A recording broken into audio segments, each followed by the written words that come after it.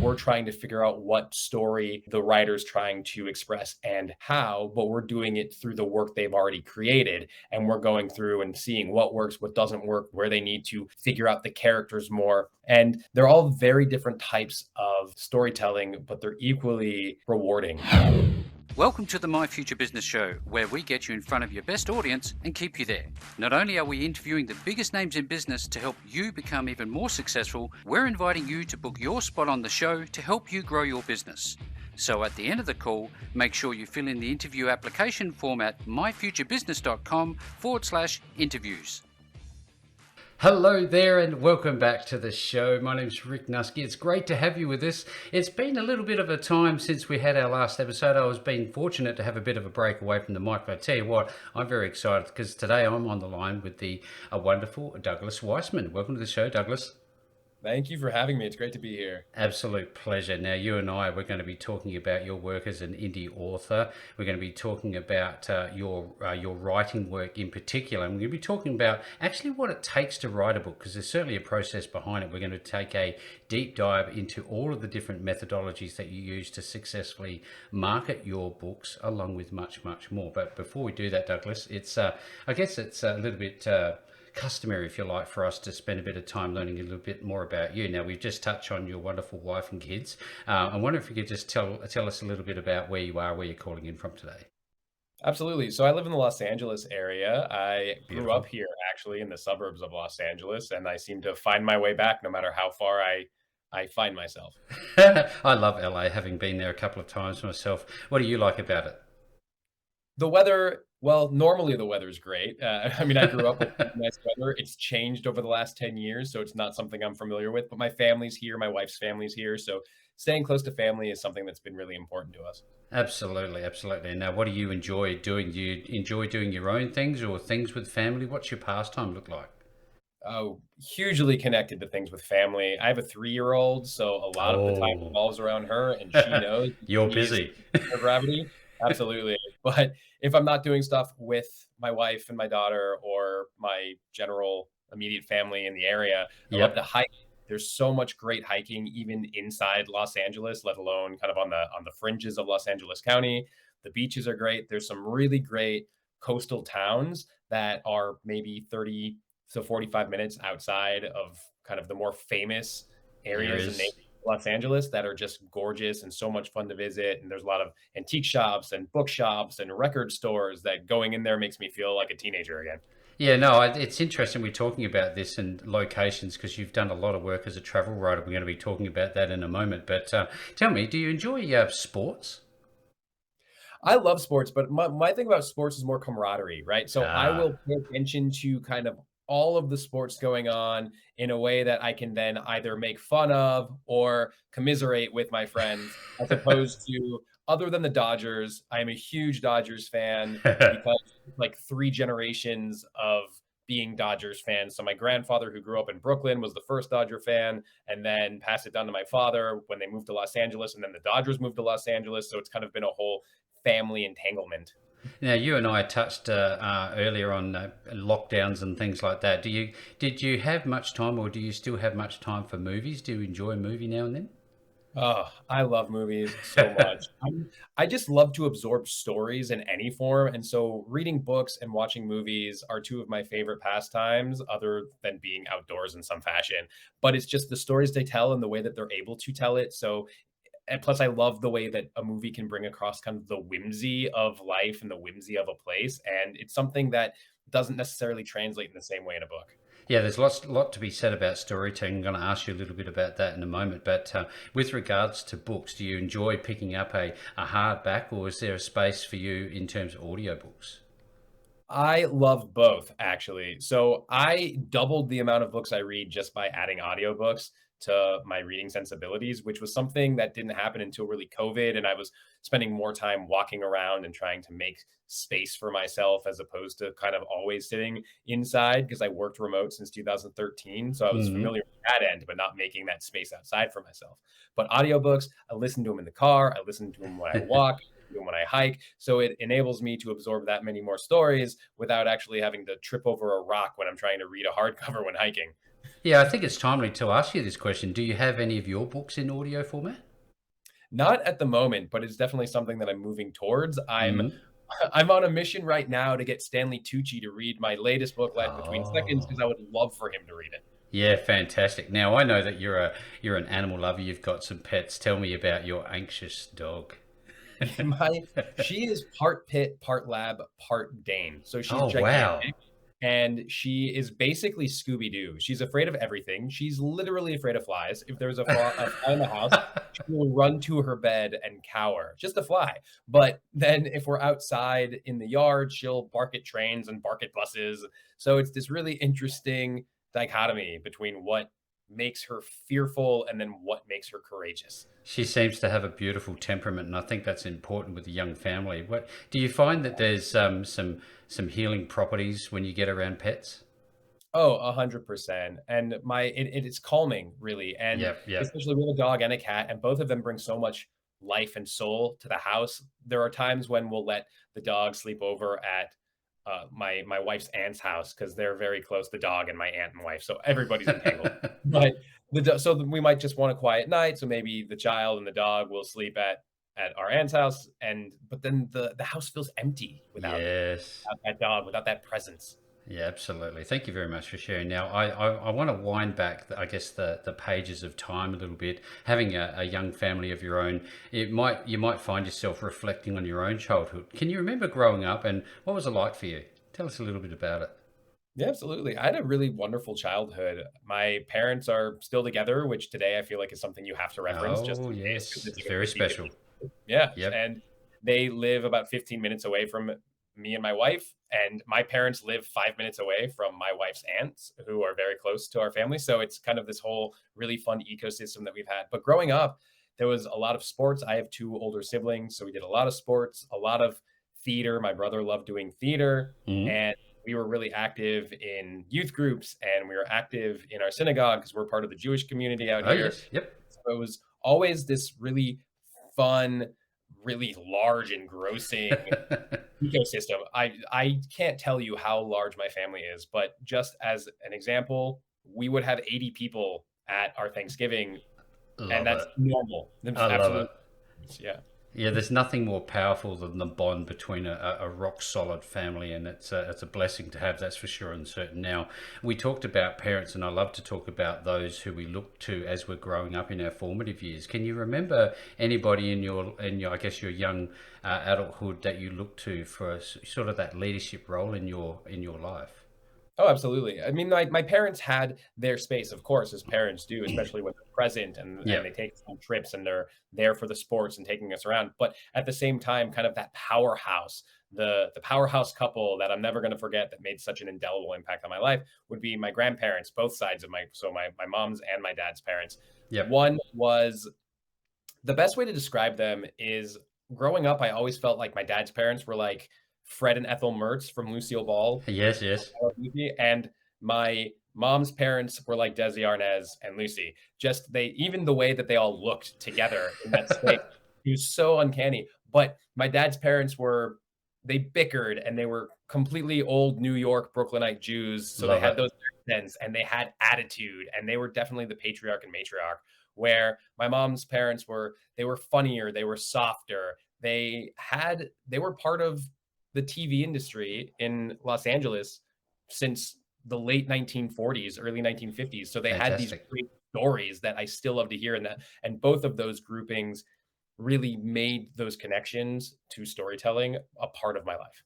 There's so many places that I could take our conversation. You have such a rich tapestry of experiences and a lovely family, and I'm really, really enjoying the call. But I'd love to talk about, as a business owner right now, Douglas, if you don't mind, what a typical day looks like for a business owner. Are you an early riser? Tell us a little bit about I am an early riser specifically because I have a 3-year-old and you just never it. know when she's going to wake up. And I have a routine that I need to stick to in order to feel productive. Even if it's the same thing every day, my productivity level I will feel really depends on how I wake up in the morning. So I wake up at 4:30, which I don't necessarily recommend to everybody, especially a 3-year-old, but I wake up at 4:30. I do 10 to 20 minutes of kind of meditation, or sometimes it's I put it on but fall back asleep for 10 to 20 minutes, but at least I feel like I'm doing something. And then I exercise for 30 minutes to an hour. And then I kind of start my day from there. Usually I have enough time to kind of wash, brush my teeth, get ready, Mhm.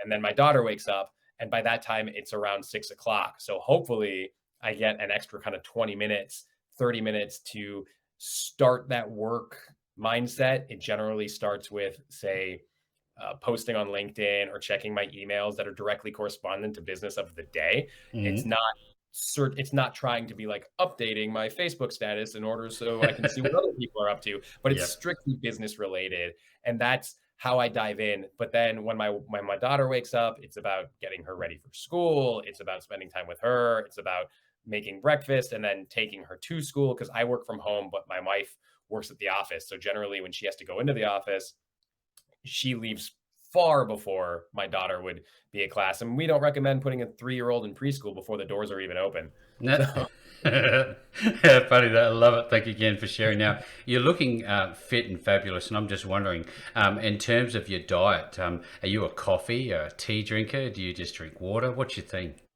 I am a tea drinker. I love tea. I never really got into coffee. There's something about it Mm. that it's weird because I love black, bitter, dark tea, but that Yep. same bitterness that you find in coffee is the thing that I don't like about it. So it's this I don't know why, I don't know what it is, but tea also is comforting. It gives me the energy I want or need. I also just love to hold on to a hot cup any Yep. time of day, no matter how hot it is, but I also drink tons of water. I used to have one of those giant encouragement, I don't even mugs or Yes. water Yes. bottles that were Yep. like it was like 2 liters, and I would drink 3 to 4 of those before 1 o'clock in the afternoon, but then it broke and I haven't got another one. I still drink water. It's just that that's the amount I would drink. I would drink 2 liters of I would let me rephrase that. I would drink 4 2-liter mugs of water Oh before 1 o'clock in the wow, afternoon. So that's I'm crazy. still on that mark. I just Yeah. love drinking water. Yeah, that's really good. Thank you again for sharing this. Now, there are two ends of the spectrum of our day. There's the morning, the afternoon, and I personally am a bit of a morning person. When do you find yourself being the most productive? Oh, it's definitely in the morning. It hasn't always been that way. I had to train myself to be that way, and it came around in about 2012, 2013. I was in grad school and I was working 2 waiting jobs. I was going to graduate school and I was also doing an internship. And on the days that I would do the internship, I was living in San Francisco and I'd have to Yep. travel to Berkeley and I'd have to be there by I think it was 8 or 8:30 in the morning. So the only time I would be able to exercise would be at about 5 in the morning. So I would Yep. wake up, I would exercise, get ready, travel to Berkeley, do my internship, then travel back to San Francisco and either go directly to my job waiting tables or go directly across the city to campus so I can start class. And that was 5 days a week would basically be that schedule. So I had to make sure that I could fit it in. Yeah. Otherwise, so that trained me to be a morning person. Yeah, fantastic feedback. Now, I think about compartmentalization. I think about how I break my own day up, and I know that having family time is important and relaxation. Do you value those things, and how does the day look like in that regard for you? Oh, 100%. I actually stress myself out more trying to get all my work done in a very specific amount of time so I can spend time with my family. And I try very hard to make sure that once my daughter's home, I don't worry about work. And granted, it's not always that Not way. always. Yep. Yeah. So, and I try not to beat myself up because sometimes new projects happen or people respond to emails late or whatever happens. But it's still the majority of the time I make sure that my presence is there with her or there with my wife. And even there might be times where, okay, so now I'm here with my daughter, then I put her to bed, and then I have to go back to work to finish something. And I Hmm. much prefer that than having to ignore these important things only to get work done. Earlier, you touched on campus. Now, tell us a little bit about your professional background, your educational background, just for some context. Absolutely. So I went to Cal State University Northridge, which is a hometown school. I Yay. grew up close to it, and I even wrote a book. One of my novels was placed there and had to do with a lot of scary squirrels. Just they were incredibly brazen. So, but I did go there. I got a undergraduate degree, a bachelor's degree in Italian language and literature. it wasn't necessarily something I expected to take me into the future, but it was something that I was able to graduate with and I really enjoyed. A But stepping stone? yeah, right. Stepping stone into well, I lived in Italy when I was an undergrad, and it gave me an introduction to this kind of different cultural perspective, and I really Ah, enjoyed that, so I wanted to yeah, stick with yeah. it. I added on a creative writing minor, which also gave me the super senior year. So I did 5 years instead of 4 years, and then after that, I took a year to travel around the world and then returned to Los Angeles because it's got a gravitational pull for me. Returned to Uh-huh. Los Angeles and started applying to graduate schools again because I didn't get in the first time. So the second time I reapplied and I was able to get in, but in the meantime, I also traveled to South America because I just didn't want to sit still. But it all coalesced because it gave me new experiences and new ideas. So when I went into graduate school at University of San Francisco for their MFA program in creative writing, I was able to use those experiences in the storytelling, which eventually created my latest novel, and it creates really the backbone of that novel. So, in terms of being a learned skill, obviously it's a curriculum inside of the studies that you've done to be creative, a creative writer, a writer. Did you naturally think you're inclined to be creative, and how did you assess that? Hey, look, I'm naturally inclined to be creative. How would one know? No, that's a really good point. How would one know? My understanding of my creative storytelling came early, but it wasn't an understanding of how I could monetize it. It was Ah, just an understanding of what I liked, yep, and then eventually became something I couldn't escape from. So I just leaned into it. So I started telling stories heavily in second grade when I wrote kind of the unhappily ever after of Cinderella, and my teacher loved it and had me show it to the class. And it was just a very fun experience. And then I was about 17 and I started going, ooh, I want to write. Something inspired me. And then as I grew and I started taking classes in a university, I really wanted to explore that creativity more, but at the same time kept hearing that voice in my head and the voices around me. Oh, writers don't make money. There's no money in this. There's no career future in that. And it wasn't coming from my parents. It was just coming from that societal aspect. yes, yes. But once I leaned in fully to the idea of being a writer and that creative space, I just learned from other people and saw what other people are doing in terms of how to monetize it. And I kept graciously falling into these areas that worked for me, such as the travel writing, which is a space a lot of people want to break into. And to be honest, it just worked out for me, which Yeah, is yeah, lovely. But I yes. wouldn't say that I was like traveling with the mindset of I'm going to be a travel writer. Now I couldn't imagine anything different. But Anything else? Now, there's a two-part question I've got for you. One is about getting the support from your beautiful wife. How important was that? And did you do this driven initially out of love and nothing else? Love for writing. yeah, no, absolutely. I was trying to I wouldn't say nothing else. It was love and a compulsion, and part of that Compulsion. comes from Yep. how I referenced my grandparents and even my parents earlier. The stories they would share when I was growing up were the things that I always resonated with, and even an understanding of myself that when I got into university, I originally was gonna study history because to me, history is just stories, and I was really compelled by those stories, no matter from where or when. And then when I realized, you know what, I'm just going to lean into the creative aspect and do a minor in storytelling and follow this path down with the Italian language and literature, which did a lot of I did more the literature side than the language side. But again, these ideas about storytelling. So when I say compulsion, it's just I just was drawn to it. I wanted Mm. to hear more stories and then share those stories along the way. And my wife has been 100% supportive. Yep. I think I can't say it helped or hurt, but when we actually met in high school, so we were what, 15 or 16 when we met, but Wow. we it was 10 years before we had our first date. So it it wasn't anything like the sparks didn't necessarily fly when we were in high school, but Initially, eventually they yep. come around. Yeah.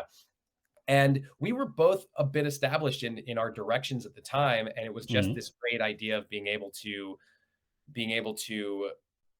encourage and support each other on those paths at that point. Yeah, that's wonderful feedback. I'm sitting here and I think to myself, well, you've done all this work and you've created all these wonderful books. How many books have you written thus far? Yeah, so Life Between Seconds is my 8th novel to be released, and I have a ninth one set for release late 2023, early 2024. Yeah, fantastic. Now, I'd like to know when you decided. Oh, actual fact, I've got a different question here. It's really interesting how marketing has a kind of a double-edged sword. You can use it. Sorry, storytelling has a double-edged meaning because you can use it in your marketing, but you can use it fundamentally to write the book as well. How have you intertwined the two? Is there a balance there? Oh, 100% balance, but I would definitely say that my storytelling and understanding of storytelling does help me market. It's just Yeah. a different type of marketing. So I have to be aware that I'm not going in trying to give a 500-word summary of my story every time I put it on social media or I talk to a radio host. I have to understand what that one sentence or two sentences are that's going to get people's attention. I have to Hmm. understand what I'm actually reaching out towards. This idea, especially, I'm really active on LinkedIn. So there's so many people on LinkedIn who give you the idea of first first state the audience's pain points, then reiterate another pain point, then you demonstrate your understanding, and then you sell them essentially the salve for their pain points. And it's different because with a novel, it's like, well, what pain point am I solving? Well, either boredom or entertainment or these other things. So it's very different than saying I have a product, but my novel is still a product that I have to understand how to market well. And because I know that stories sell best, then I come up with the story around those pain points that I'm trying to push onto people. I make it sound really bad when I say pain point. No, no, no, I no, think not it's at all. That makes a hell of a lot of sense, and I really appreciate having that you having that different perspective because it's either one or the other for many authors. But you've been able to bring it together and turn it into a business. Now, before we talk about that side of your world, tell us a bit about Life Between Seconds. What's this all about? Yeah, so Life Between Seconds is a novel about a 20-something-year-old American and a 70-something-year-old Argentinian woman and the friendship they forge, and that friendship saves them from the nightmares of their past. And it was really based upon a combination of my experience traveling. So there's a veiled biographical aspect of it. I wouldn't Mm, say that it's not necessarily anywhere close to my life as a child or even as a 20 something, but just there mm, are travel elements and there's part of the main character Peter, the protagonist, that I saw myself in and then he grew from that, which I think is a very common thing for a first-time novelist because I started writing this story in 2011. So it wasn't the first novel that I published, but it was the first novel that I wrote. ah, And then with Sophia, she suffers from this, the pain of losing a child. And when I was writing this, I was trying to get into the head of like, what would my mom feel like if she lost a child? And then my grandparents, my grandmothers specifically, I had this image in my head of who they were and how I could instill them into this character. And so it created this kind of sassy gumption, woman filled with gumption, and yep, I yep. loved her, and I loved the way that she developed, but because of those experiences, and then when I was traveling in Argentina and I saw the Madres de la Plaza de Mayo marching for answers about their children or husbands or brothers or friends who were disappeared during the junta in the 70s and 80s, Mm, and it just struck me, and it struck me for a lot of reasons, familiar reasons, reasons that my family, friends of family connected to the Holocaust, World mm. War II, that I really felt compelled to tell this story, but I felt like I needed my own gateway into that, and then Peter, the male protagonist, helped me act as the gateway. He kind of was this Trojan Ah. horse to meet Sophia and let Sophia's story blossom in that way. There seems to be a really good segue here between, your work as a travel writer and culture. Tell us a little bit about how impactful different cultures have been on you and your writing over time. Oh, 100%. And it's one of the things that I enjoy most about travel writing. I Mm. love when I am put in a completely different environment that has no connection to what I'm familiar with, even language wise. Yep, yep. I was, I'm trying to remember where I was. I think my wife and I went to Egypt, and that was a huge trip for us. That was always the place my wife wanted to go the most, and it was from the moment we touched down, I had this big smile on my face, and my wife looks at me and she's like, "You're in your element right now, aren't you?" Yeah, I think I am because I know no Arabic. The last time I spoke Arabic was when I was in Jordan in 2011, I think it Mhm. was. No, 2010. So it was so none of that would even resonate with me now, but the main thing is that the cultures that I interact with and that I learn from touch me, and I learn so many stories from locals about what their life is like and whether the local culture or the national culture or the religious culture impact those lives or whether it's separate from those things. Yep. And it also informs how I tell stories because I don't, having traveled around so much, I've been to 48 countries and I'm hoping to get to 50 by the time I'm 40. So that's my big goal. But the main thing I've learned through that process is that visual storytelling doesn't actually tell the story. It doesn't share the impact of the experience. And I've learned that through all the times that I've been somewhere and I've seen something and I couldn't really explain it to somebody until I started going deeper into the sensorial details. So, like, how did it smell? How did it sound? How did the water at Iguazu Falls feel as it kind of misted around my body? Yes. Those are the ways that I've been able to really impact other people. And those are the ways that I feel the cultures impact me throughout my senses. As a refined traveler, you would have more specific places that you would like to become destinations in the near future. Do you have somewhere in particular lined up that you really want to go?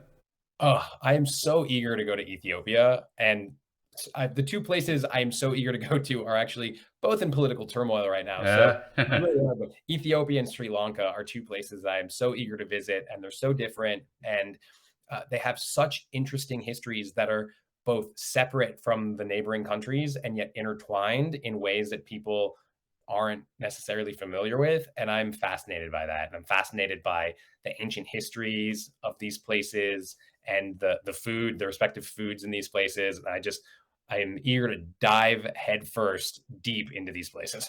as a reflective question for you, Douglas, given all the travel that you've done and life you've lived so far and the family that you've created and all the love that you have around you with your family, what makes life worthwhile for you? What's the one thing that life has taught you that you embrace, that you love the most, do you think?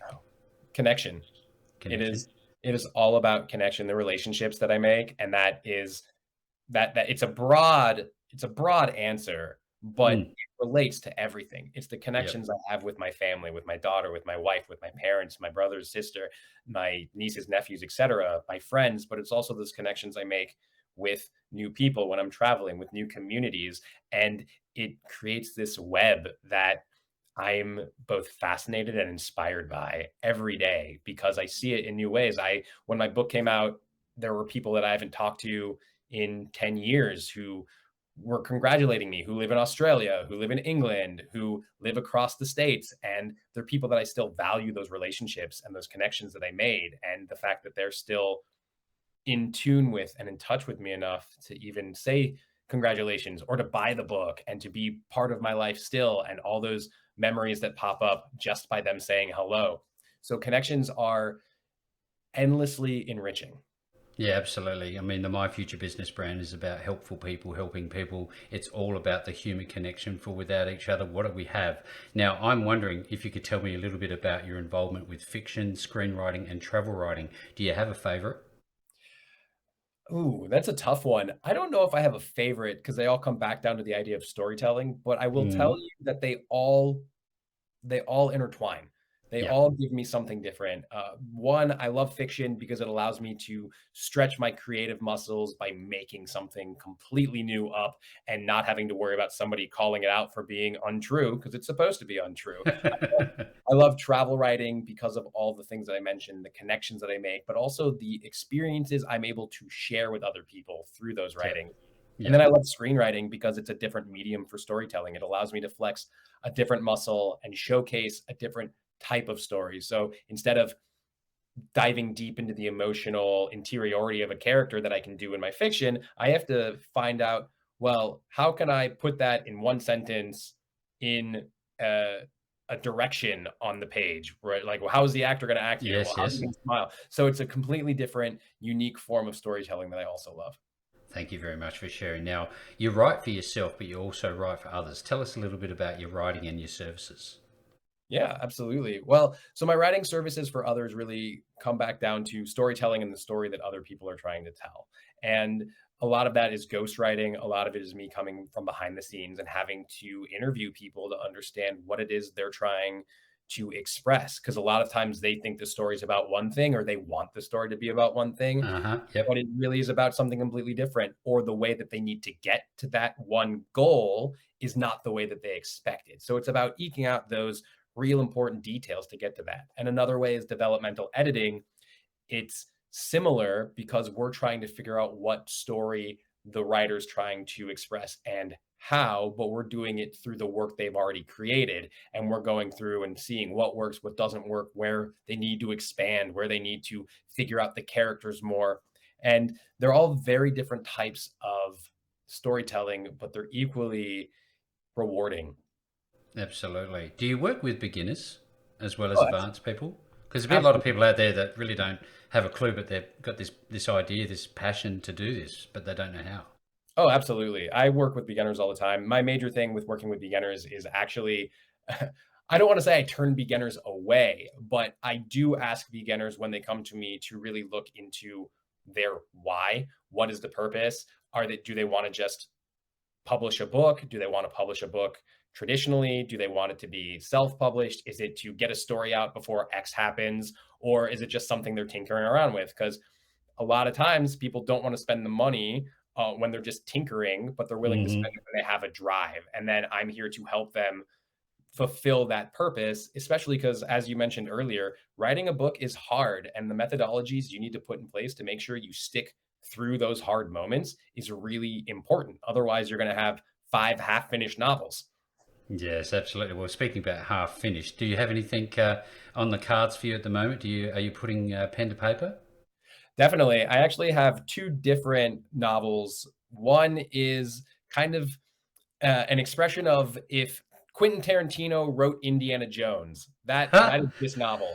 Wow, And that's so what a combination. yeah, it comes with an interesting story about a friend and I talking about how Indiana Jones 4 was so terrible, and I thought he had mentioned that Quentin Tarantino had offered to write and direct Indiana Jones 4, which Yes. just I misheard, but that's what I thought he said. So I mentioned it to him, and then we loved the idea so much that I wrote a short script that looked like it, and then I just turned it into a bigger novel. So that's one thing, and then another thing is if it's a novel, it's a YA novel about six teenagers. It's essentially the Breakfast Club meets Sleepaway Camp meets the Great British Bake Off. Those are the three things combined Love together. Those it. are the two projects I'm working on heavily right now. Thank you so very much. I've really loved this call. Now, we'll have a lot of interested people on this call who are after both your books and your services. So tell us a little bit about how people are going to connect with you and where they're going to go to find you. Absolutely. You can find me on my website, douglasweissman.com, just first name, last name.com. I was lucky to get that one. And then Easy. I'm also really active on LinkedIn. Again, Douglas Weissman. I post there 5 days a week. I respond to everybody who messages me. And you can see me also reading one page of my book 5 days a week, Life Between Seconds, on Instagram. I film it. I put a couple of different things involved, such as photos and a soundtrack to make it a little more experiential. But Mm. the idea was just to demonstrate kind of how different the book is and also get myself out there for people who are interested. Absolutely love this call. If you're on the call today and you've enjoyed this, you want access to the books and the services that Douglas provides, make sure you visit again douglasweissman.com. I'll be making sure that the links back to Douglas and all of his wonderful work are available to you below this post. No matter where you see it, you're going to find the link. So again, Douglas, what a great call. Thank you so very much for joining me on the show today. Thanks for having me. This has been wonderful. Thanks for joining us today. If you enjoyed the call, then make sure to subscribe, leave a comment, share us with your friends, and book your spot on the show at myfuturebusiness.com/interviews. And if you're looking for solutions that will help grow your business, then visit myfuturebusiness.com/shop.